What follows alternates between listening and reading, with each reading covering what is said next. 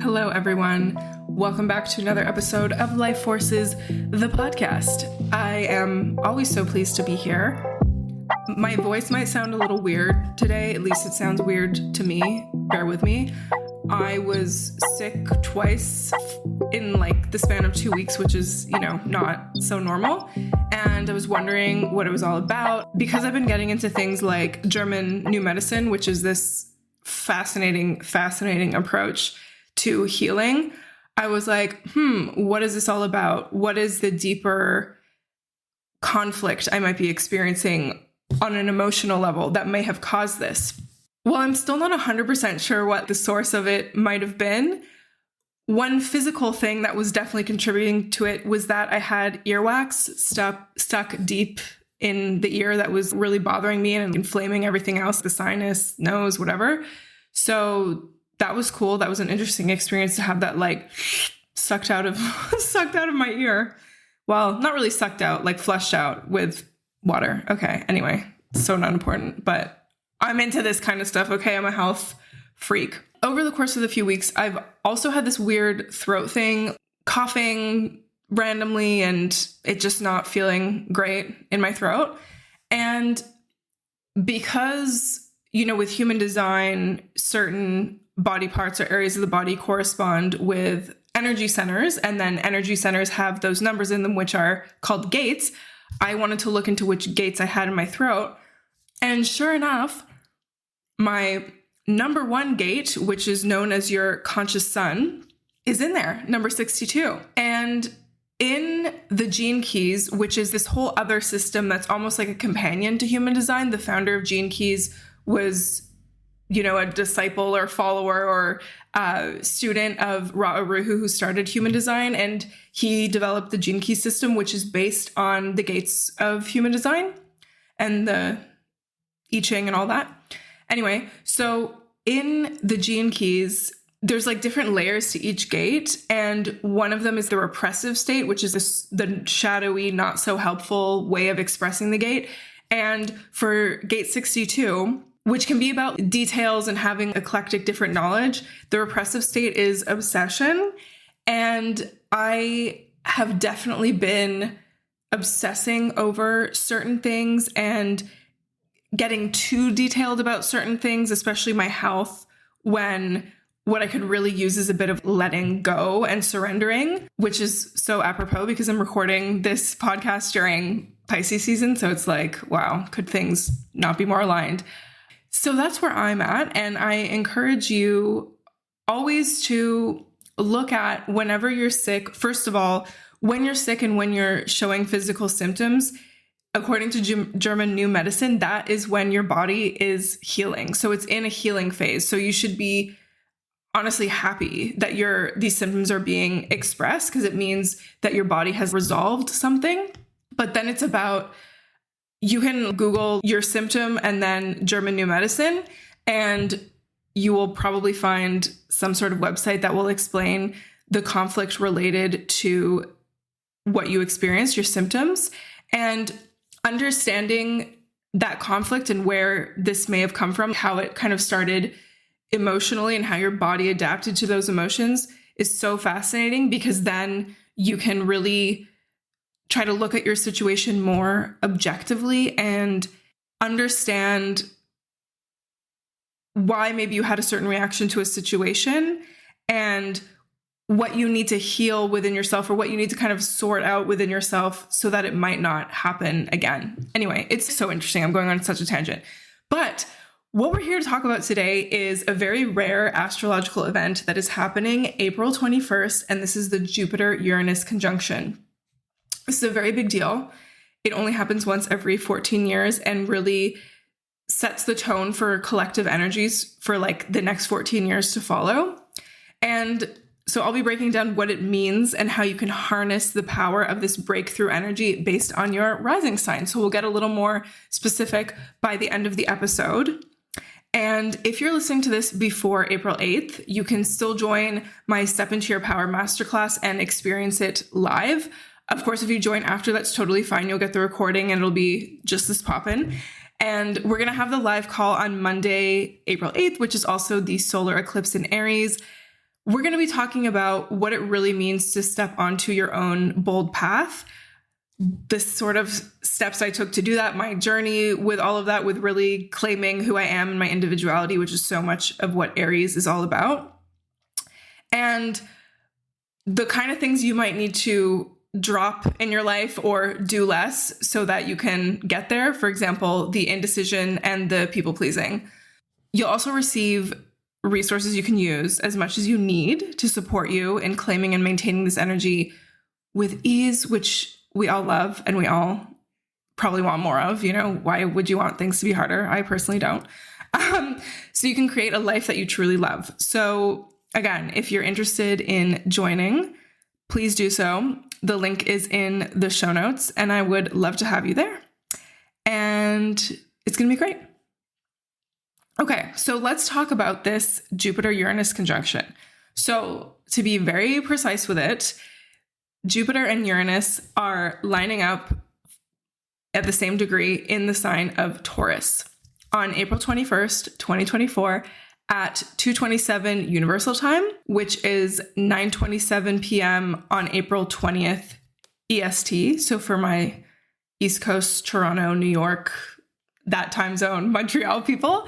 And on April 21st at 3:27 a.m. CET or 4:27 a.m. EET for my Eastern Europe people. Hello. And this conjunction is happening at 21 degrees of Taurus, which is good to know because wherever 21 degrees of Taurus is in your chart is where you're going to be experiencing big breakthrough energy, but we'll get to that in a little bit. So I want to break down what both Uranus, Jupiter, and then Taurus represent so we can just dial in to the energies before we talk about what the transit or event means in a wider sense. Jupiter, lovely Jupiter. We love Jupiter. Jupiter has so much to do with our beliefs. It's also our intellectual filter on the world. So where we have our Jupiter placement, we'll say a lot about how we kind of filter things through intellectually. It's where we tend to find joy and abundance, expansion, optimism, knowledge in kind of a higher sense. Whereas Mercury, for example, might be more about picking up little bits of information, which we all need and we need to communicate. Jupiter is more about this all-encompassing knowledge or higher education, for example. It's about luck. It's about having faith in things. It's about self-development, self-realization. Also where you might indulge or overdo things, promise too much, where you might be overconfident. It is also about bigger truths, transcendence, growth on this psychological level, physical, also cultural and spiritual. It's about higher education, as I sort of mentioned before when I was speaking about knowledge. Jupiter is also about philosophy and can also be about cultural structures and how we deal with them. And just for some context, Jupiter has been in Taurus basically since May 16th of 2023, and it's going to stay in the sign of Taurus until May 25th, 2024. And then we have Jupiter in Gemini, which is a whole other era of things, which I'm going to be talking about on a later podcast episode. Jupiter is kind of, I would say, in between a personal and a social planet because it's not as quick as Mercury, but it's not quite as slow as Saturn, and it's definitely not as slow as Neptune or Pluto or something like that. So it's kind of bridging the gap between the personal and the collective, which is very interesting. Uranus, on the other hand, is very much a collective planet. And something that's interesting about Uranus is it was not discovered until 1781. Bam, right?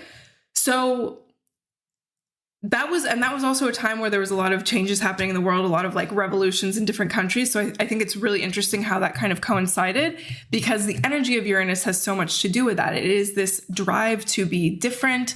It is about radical change. It's this kind of electricity, I like to refer to it as. It has a lot to do with, maybe you hear the boat coming. This is real life. I live on an island. Uranus is also about independence. It's about originality. It's about being innovative, having different ideas from the norm. It's about rebellion. And with that rebellion, wanting to break free from the status quo, wanting to do things differently. It can be about sudden changes, surprises. It's very unpredictable energy as well. And in our contemporary world, it is also very much associated with technology in general and how we use it and how we deal with it. So when it comes to Uranus on a more personal level, where we find it in our chart, our own unique Uranus placement, it is about where we want to rebel, where we want to break the rules, where we might feel like an outsider, where we've experienced sudden changes in life, and maybe where we kind of keep experiencing random things happening. It's also where we have great potential to be unconventional, to innovate, and to have ideas ahead of their time. And so looking at Uranus and Taurus, the last time Uranus and Taurus was from 1934 to 35 to 1941, 42. So at the time, there was a lot of changes happening. There was the tail end of the Great Depression, there was this financial instability, and there was changing in farming methods. And then with the onset of the Second World War, there was food rationing and stuff like that. And this current Uranus and Taurus time started in 2018, and it's going to conclude in 2026. So we're at the tail end of it, but still feeling it. Before I get into a bit more about how we're experiencing Uranus in Taurus now, I do want to talk about Taurus energy. So Taurus as a sign is a fixed earth sign in astrology. So fixed is more self-aware. It's in the middle of the season. It knows what it is. It knows what it wants. It can be a little stubborn. It's, very unyielding for sure, especially Taurus specifically. And then earth energy very much has to do with all things material and physical. But Taurus specifically, being ruled by Venus, has a lot to do with all things pleasurable, all things having to do with the earth, this idea of receiving. So it's very sensual, grounded, about the material world, nature on a more collective level, but even personal too. It can be about finances, our personal resources. It's about stability. It's about this earthiness. It's a very loyal energy. It's unyielding. It's desirous, it wants certain things. It's very hardworking energy, trustworthy, reliable, and it tends to do things step by step. And it's not really a fan of change, which is funny because that's totally in contrast to Uranus and Taurus. And, Uranus is bringing that change to Taurus energy that doesn't always want change. It wants things to be the same. I would say with this Uranus and Taurus time, we've been seeing a lot of changes in the financial system and also in our Earth, right? With how the Earth is changing, how the climate might be changing, with farming and farming methods, right? Things like that, with food and how we interact with food. And in terms of this specific conjunction, when Jupiter and Uranus come together, it only happens every 14 years, as I said. And with it, it can bring a lot of new developments to art and culture because Jupiter can be about that sort of cultural realm, philosophical realm, expansion there. And then Uranus is, of course, bringing sudden changes and newness to that. And so really, it's this crucial period of our collective evolution. So this one, very generally speaking, just because it's Jupiter and Uranus together, it's going to be big breakthrough energy and new things coming through without a doubt. Again, it's this collective evolution, this next step that we're going through that's setting the tone for the next 14 years. And it's going to reveal to us and bring us Taurian things about Taurus that need to change. So this could for sure be on the level of arts and culture, especially because Taurus is ruled by Venus. So we can see about that. For sure on the level of finances and those structures, agriculture, food production. I've really seen, and I hope you have seen too, these farmer protests really popping up and gaining momentum in the last few years. Unfortunately, I feel like they're not as covered on mainstream media, which is a real shame because, I mean, food is essential to our survival. And a lot of us are really disconnected from food and where it comes from and how to grow it and all of that. So that's something I've been personally more interested in for sure in this Uranus in Taurus time. Like now that I've come to think of it, 2018 was the year that I radically changed my relationship to food and nourishment. And that's when I truly realized that food is medicine. And I just keep realizing it more and more, especially where I live. I have access to food grown here as opposed to thousands of kilometers away. Yeah, I definitely encourage you to look at your relationship with what you eat and, do you know where it's coming from? Do you know anyone that grows food? Would you like to learn about growing food? Like this is a nice time for that also to think about it. And we're also seeing on the level of agriculture, governments and wealthy people buying up agricultural land for God knows what reason, as opposed to just letting farmers do their thing.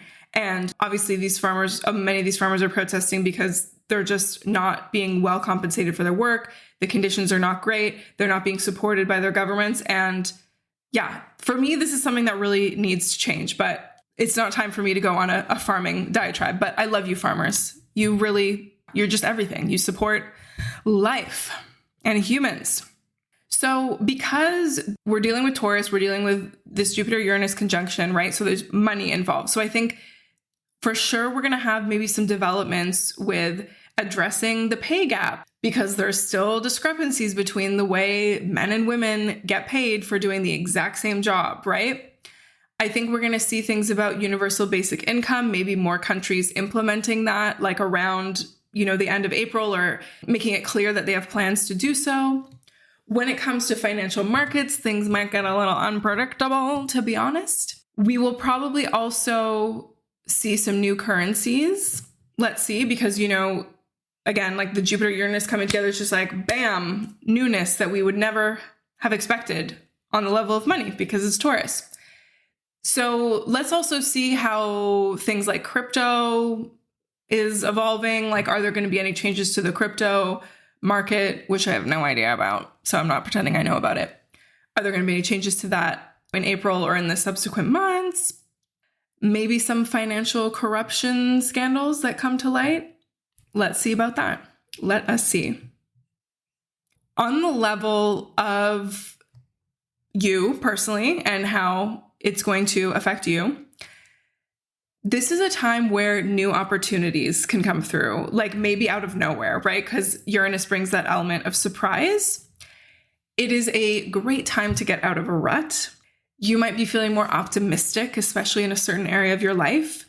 Again, it's this big breakthrough energy, getting unstuck, stepping outside your norms, stepping outside your comfort zone, being really innovative. And as Georgia, who's been on this podcast before, my astrology teacher, said in her 2024 webinar, it's about like thinking multidimensionally about things, which I love. Like Uranus really brings that. It's like, I don't know, if something new in your life comes in and you're like afraid of it, instead of addressing it or thinking about it the way you normally would, being able to look at it from different perspectives and, see the magic in it and see the potential in it. Speaking more specifically about Taurus energy, right?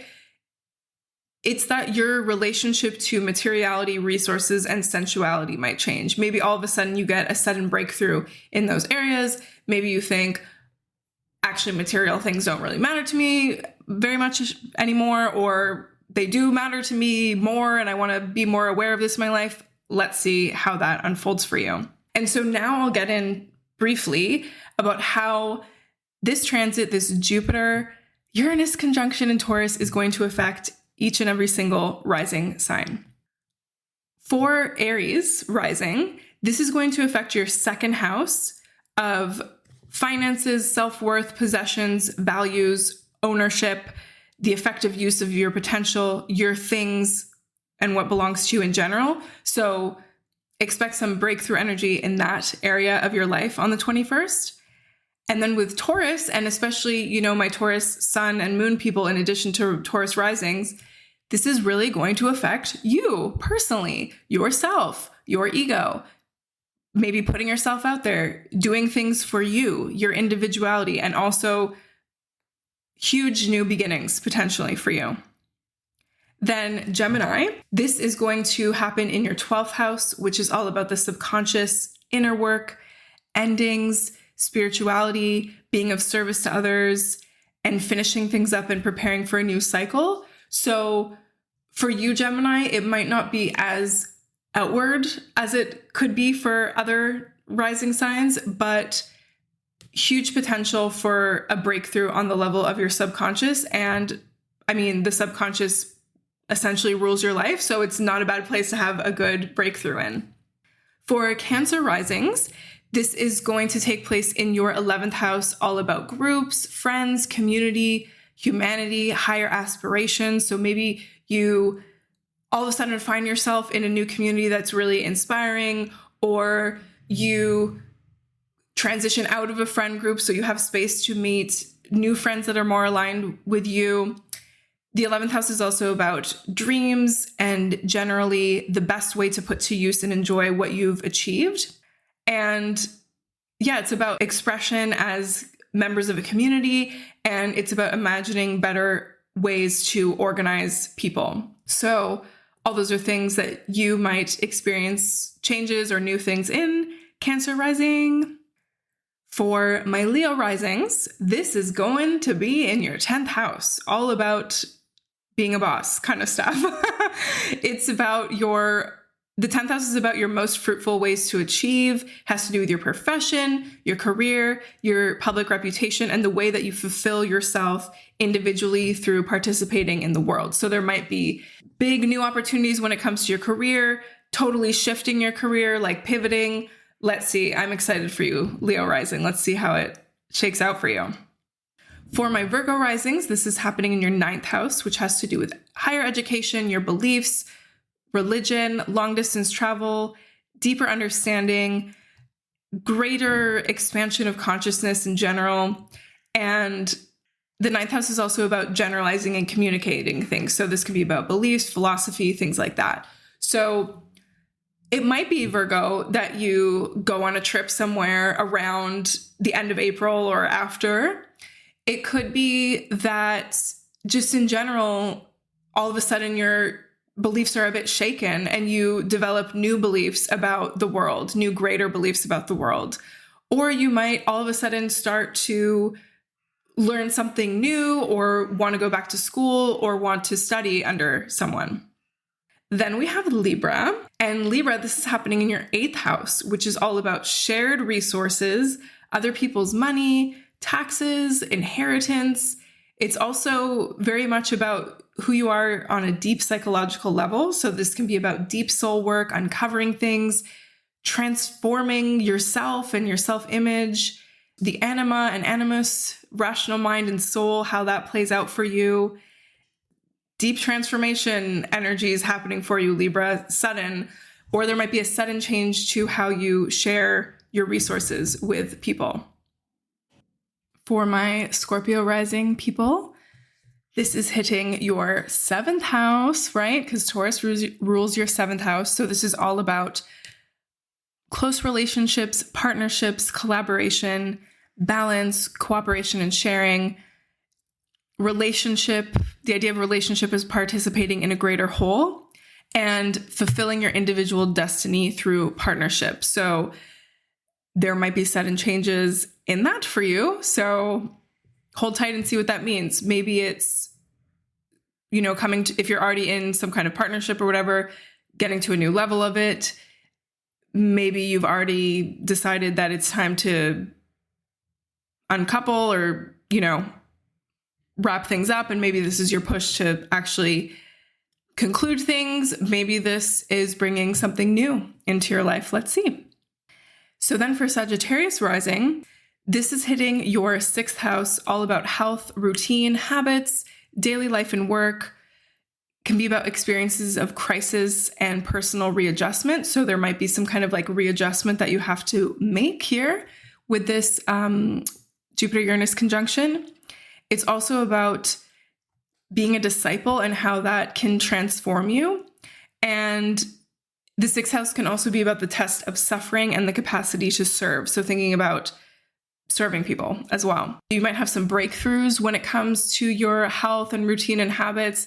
There might be a sudden things that happens that makes you address these areas of your life more in a deeper way. Let's see about that. Then for my Capricorn risings, this is hitting your 5th house, which has to do with creativity as the expression of your personal power. It has to do with children or your own inner child, play, fun, self-expression, love affairs, romance, acting from your innermost nature, and this idea of exteriorizing power and really putting it to use. So something to think about. This is definitely a great time to start something new creatively, Capricorn. Maybe you've had ideas about something to start, and this might be the push you need to actually get going on it or restart. Aquarius risings, this is hitting your 4th house of home, family, ancestors, roots, inner foundation. The 4th house is where you integrate your personality. It's the center of your own universe, and it's about who you are fundamentally. So there might be some of that shifts within you. There might be changes in your home, physically where you live. Your idea of home shifts in your family. If you've had issues with family, this could be the breakthrough energy you need to resolve them or start to get through them.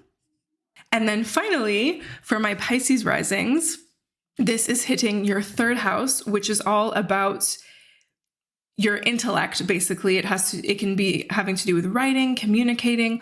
It's a great time to work on your mindset. You might have breakthroughs in your mindset.